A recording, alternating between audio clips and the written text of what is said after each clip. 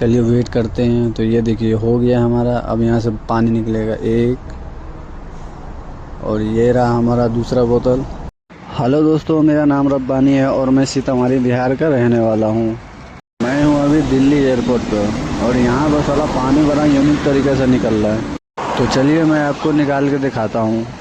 तो ये आ गए हम मशीन के पास। उसके बाद पानी निकालने के लिए सबसे पहले पानी पे टच करेंगे, लेकिन एक बोतल निकाल रहा था तो बगल में एक अंकल जी खड़ा था, वो बोला मेरा भी एक निकाल दो। तो बैक आते हैं फिर। तो चलिए दोनों बोतल एक साथ में पानी निकालते हैं। हो गया तो फिर प्रोसेस टू पे पर क्लिक करते हैं। उसके बाद आएगा हमारा QR कोड। तो ये आ गया हमारा QR कोड। तो चलिए पेमेंट करते हैं। तो ये हमने पेमेंट कर दिया। पेमेंट करने के बाद आपको थोड़ा देर के लिए वेट करना पड़ेगा, 5 सेकेंड। चलिए वेट करते हैं। तो ये देखिए हो गया हमारा, अब यहाँ से पानी निकलेगा एक, और ये रहा हमारा दूसरा बोतल। अब इसके अंदर से हाथ लगा के निकालना है। तो ये रहा हमारा पानी का बोतल डेज़नी कंपनी का।